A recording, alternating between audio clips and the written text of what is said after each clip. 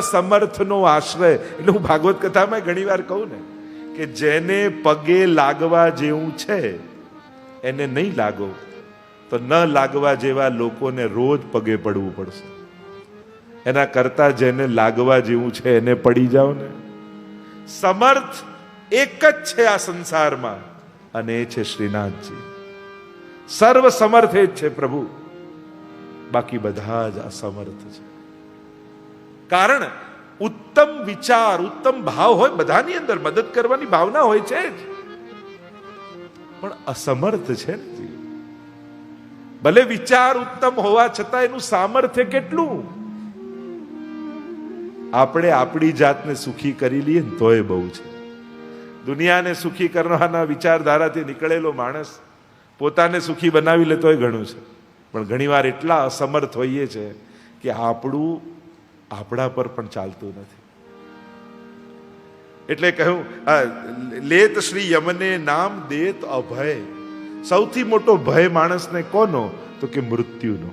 સૌથી મોટો ભય કોનો? તો કે યમનો. અને આમનું નામ શું છે? યમુના. જાકો નામ यमुना है वहां यम ना है. યમુનાજી, જ્યાં યમને ગતિ નથી એ જ યમુના.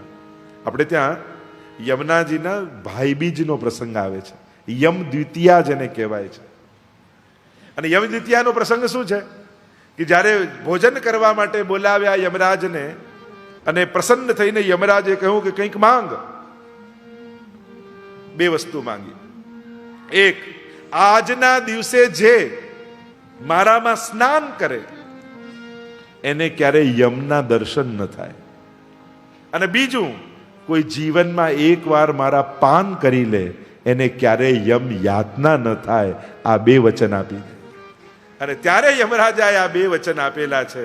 એટલે મહાપ્રભુજી યમનાષ્ટકમાં આ વાતને ઉલ્લેખ કરતા કહ્યું, યમુનાજી, જ્યારે તમે યમુના જલના પાન કરો ત્યારે જલ નહીં, તમને પયના પાન કરાવે, દુગ્ધના પાન કરાવે. યમુના તમારી માં બને. અને માં બને ન જાતું યમ યાતના ભવતી તે પય પાનત. અને જે એક વાર યમુનાજીના પયપાન કરી લે એને ક્યારેય યમ યાતના થતી નથી. અરે ભવન કથમુહંતિ દુષ્ટાનપી કહ્યું ને કે પછી યમરાજ તો મામા થયા. ભાણેજ ગમે તેટલો દુષ્ટ બગડેલો હોય, દુષ્ટ હોય, છતાંય મામા એને કેમ મારી શકે? એટલે તમારા બે મામા છે, યમુનાજીના બે ભાઈ, જે બે થી તમે બહુ ડરો છો. એક છે શનિદેવ અને બીજા છે યમરાજ. એટલે આજ પછી 41 પદ સાંભળ્યા પછી આ બેનો ભય કાઢી નાખજો. કારણ કે આપણા તો મામા કહેવાય. કારણ કે આપણે તો યમુના પાન કર્યા છે. કતમુહંતિ દુષ્ટાનપી. દુષ્ટ હોવા છતાંય મામા એના ભાણેજને કેમ મારે, કેમ દંડ આપે? એના પર સહજ સ્નેહ. મામાં એક વાર માં આવે, પણ જેમાં બે માં છુપાયેલી હોય ને એને માં એને માં કહેવાય. જેમાં બે માં છે. અને એટલે જ વેકેશન પડે એટલે બધાને મામા ત્યાં જવાની ઈચ્છા થાય. જૂના સમયમાં તો લોકો વેકેશનમાં ત્યાં જ હોય. તો લેત શ્રી યમને નામ દેત અભય પદ દાન. એ અભયતાનું દાન કરે. કારણ કે યમરાજ, યમદંડ, યમ યાતનાનો બધાને ડર છે. આપણે એમ કહેતા કે એક વાર એક મુસાફર યમુનાજીના તટ પરથી જતો હતો. એને જોયું તો ઘણા બધા ભૂત નાચી રહ્યા છે. અને નાચી રહ્યા છે જોયું તો પૂછ્યું કે નાચો છો કેમ? તો કે આ કન્યા છે ને એના લગ્ન થવાના છે. કે આ તો ભૂત છે. તો કે હા, સામે પેલો મુસાફર ચાલતો ચાલતો આવે છે ને યમુનાજીના તટ પરથી, એ હમણાં એટલા પાપ એને કર્યા છે, હમણાં મરવાનો છે, મરીને ભૂત બનશે, એટલે આને આની જોડે પરણાવી દઈશું. થયું કે આ ભૂતના લગ્ન થાય. ફરીને પાછો આવ્યો તો જુએ તો બધા ભૂત રડતા હતા. પૂછું છું રડો છો કેમ? તો કે લગ્ન કેન્સલ થઈ ગયા. કેમ, શું થયું? પેલો મરવાનો હતો, પાપી હતો. કે હા, યમુનાજીના તટ પરથી ચાલતો ચાલતો આવતો હતો, એટલામાં એક બળદ પાગલ થઈ ગયો, ગાંડો થઈ ગયો. પોતાના સિંગ નીચે કરી એને મારવા દોડ્યો. અને દોડતા દોડતા દોડતા પોતાના શીંગડા પેલા પાપી વ્યક્તિના પેટમાં ઘુસાડી દીધા.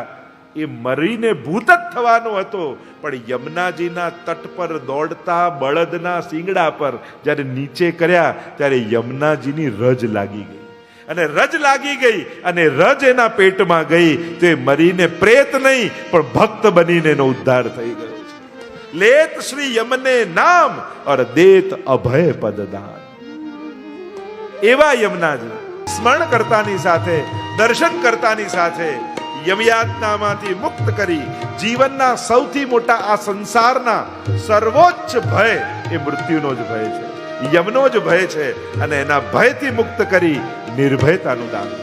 યમુનાજીના નામે કોઈ ડર બતાવે ને તો એનાથી દૂર થઈ જજો. યમુનાજી તો ભયમુક્ત કરનારા છે. યમુનાજી ક્યારે પણ કોઈ પણ ભક્ત પર કોપાયમાન થતા નથી. એને સાધારણ દેવી જેવા કોઈ દેવી ન માનતા. નમો દેવી કહીએ પણ એ તો દિવ ધાતુ પરથી સ્વયં પ્રકાશિત છે. એ તો વ્રજના દેવી છે. સાધારણ ની જેમ આ ન કર્યું, આ ન ધર્યું એટલે કોપાયમાન થઈને કોઈ અહિત કરી નાખે એવા યમુનાજી નથી. એ તો માં બની, જેમ માં બાળકની સદાય સુરક્ષા કરે છે, એને નિર્ભયતા આપે છે, યમુનાજી પણ નિર્ભય બનાવે. અને હરિરાયજી કહે, રસિક છાપ હરિરાયજીની, પિયા બસજુ ઇનકે શ્રી યમુનાજીને વશ થયા. અને વશ થવું એટલે શું? આપણે કે આને કોઈએ વશ કરી લીધો લાગે છે. જે એ બતાવે એ જ એને દેખાય છે. આપણે એમ કહીએ ને વશીકરણ, વશ થઈ ગયા છે. મહાપ્રભુજી અને યમુનાજી આ બે તત્વ એવા છે ને, એમણે ઠાકોરજીને વશ કરી લીધા છે. અને વશ કર્યા એટલે આપણા ઘરે ઠાકોરજી પધરાવે ને, યમુનાજી બસજુ ઇનકે, એમને વશ છે. અને એવા વશ કરીને યમુનાજી ઠાકોરજી આપણા ઘરે પધરાવે છે કે વૈષ્ણવ જે દેખાડે ને એ ઠાકોરજીને દેખાય. બપોરના સમયે મંગળા કરાવે ને લાલ ને જાગો હો ભયો ભોર, ઠાકોરજી બારીમાંથી જુઓ માથે સૂરજ આવી ગયો, ક્યાં ભયો ભોર. પણ વશ કરીને પધરાયા છે. વશીકરણ સાધનમ, હરિરાયજી શિક્ષાપત્રમાં પણ કહે છે સેવા એ વશીકરણનું સાધન છે. શ્રી યમુનાજીએ પણ વશ કર્યા છે. એટલે કે જો વૈષ્ણવ એમ કે ને હો ભયો ભોર, તો ભર બપોરે પણ ઠાકોરજીને સવાર જ દેખાય. મિશ્રી સૂકો મેવો ધર્યો હોય ને દેખો રી હરિ ભોજન ખાત, અને લાંબી લાંબી લિસ્ટ સામગ્રીઓની બોલે. ઠાકોરજી કે આ તો છે મિશ્રી, આ બધી સામગ્રીઓ છે ક્યાં જે તું ગાય છે? પણ પ્રભુને એક એક મિશ્રીના કણિકામાં ક્યાંકમાં ઠોર, કોઈકમાં બુંદી, કોઈમાં મોનથાળ દેખાય.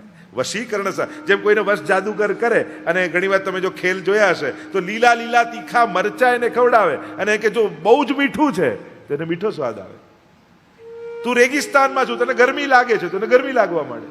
તને બહુ ઠંડી લાગે, થદરવા લાગે. તમે જ્યારે કોઈનો જો મેજિક શો જુઓ અને હિપ્નોટાઇઝ કરે તો જે એ બોલતો જાય એવું એને ફીલ થતું જાય. એમ યમુનાજીએ આપણા ઠાકોરજીને હિપ્નોટાઇઝ કરીને આપણા ઘરે પધરાયા છે. તમે જે બતાવો. હવે અહીંયા હોય ઘણી વાર શિયાળો અને ત્યાં વસંત ઋતુ આવી ગઈ હોય અને કે વસંત ઋતુ છે, ઠાકોરજી કે અહીંયા તો ઠંડી, પણ ઠાકોરજી ઠંડી ના લાગે, એમને વ્રજની લીલાનો જ અનુભવ થાય. કારણ કે સેવા રીત પ્રીત વ્રજજન કી જનહિત જગ પ્રગટાઈ, પ્રગટ ભય માર્ગ રીત દિખાય.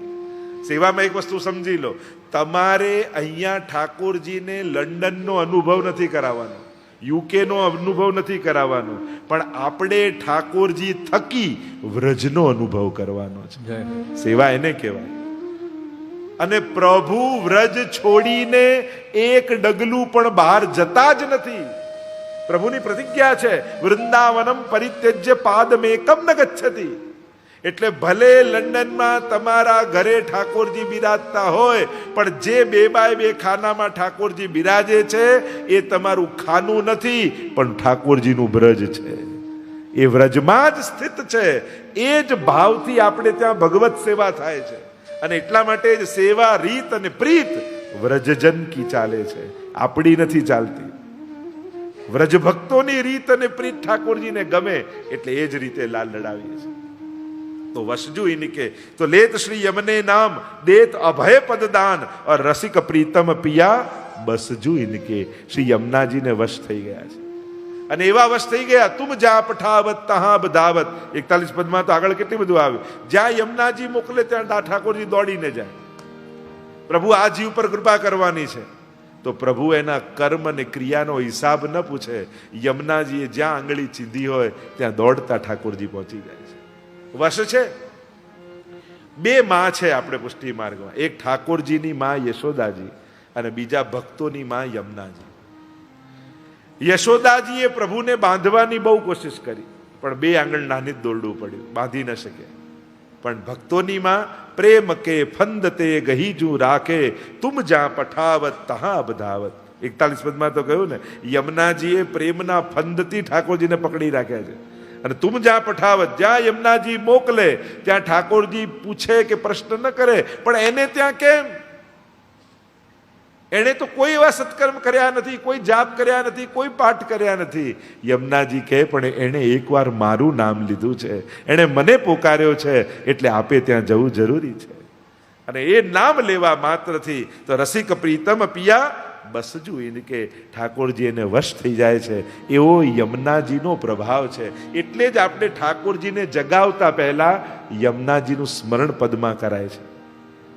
તિહારો દરસ મોહી ભાવે આદિ પદ ગાઈ અને પછી ઠાકોરજીને જગાવીએ છીએ. કારણ કે ઠાકોરજીની સેવાનો અધિકાર આ પંચ ભૌતિક દેહને ક્યાંથી થવાનો?